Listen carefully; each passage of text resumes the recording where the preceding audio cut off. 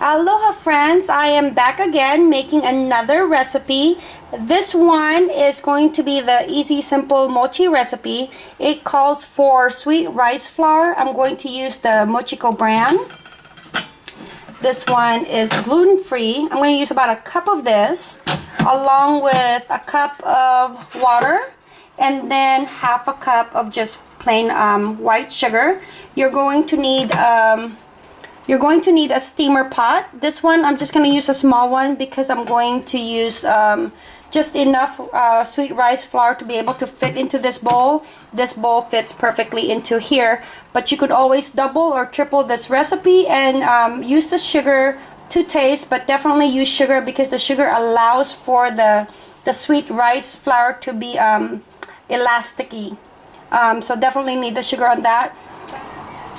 Mochiko is a famous Japanese dessert, but now it's getting really popular among all Asian desserts. Now you could eat this with simple anko beans, which is the red bean paste, and then also you could have it with like anko and strawberries, or with strawberries and Nutella.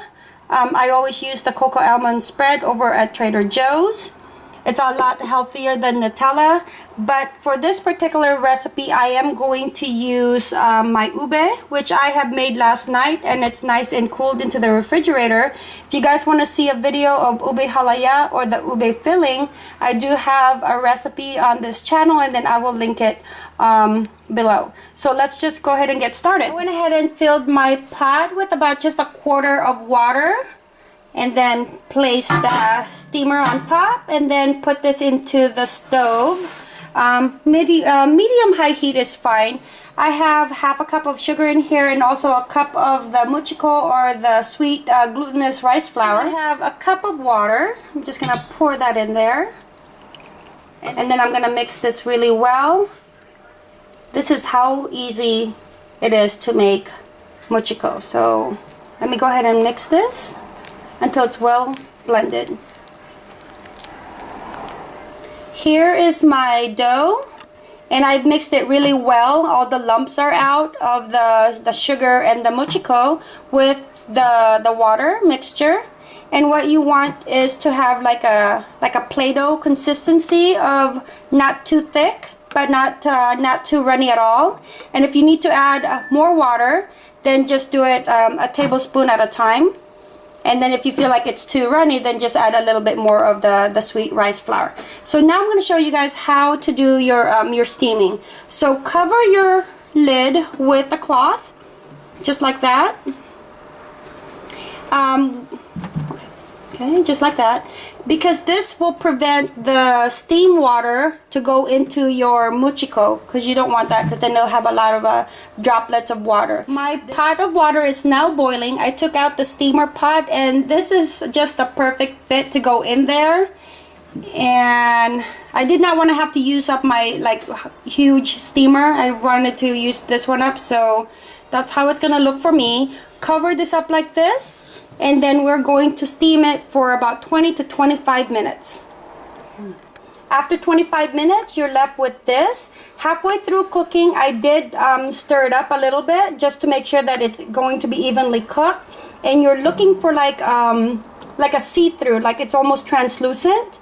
Then what we're going to do is roll it out onto some type of flour. Now you can use cornstarch, you can use potato starch, you can use arrowroot. So work on it as soon as you get it out of the pot, and then put it in here, and then we're going to start rolling it onto whatever starch that you want to use. For today, I am using a Japanese brand of potato starch.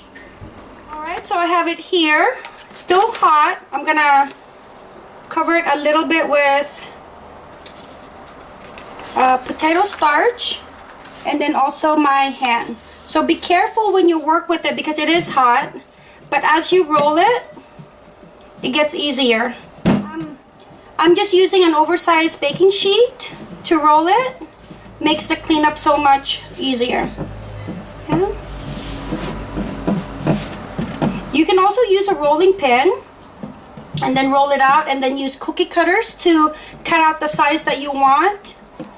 But for me, I just like to work it a little bit, knead it a little bit, and then once it's nice and warm, then I go ahead and start getting little pieces for my type of filling for the mochiko. Now with this, there are so many varieties of what you can do with this mochiko right here. This is just an easy, simple, basic mochiko recipe.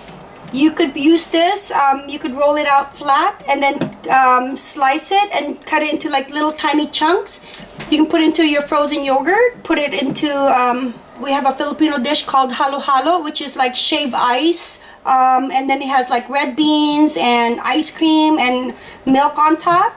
You could also put those little chunks of pieces onto your shaved ice. So there are so many possibilities of what you could do with this basic mochiko recipe. So like that. Okay, I think that's good enough. It's not too hot anymore. So all you have to do is kind of roll it out. Okay, get enough on your hand, but not too much.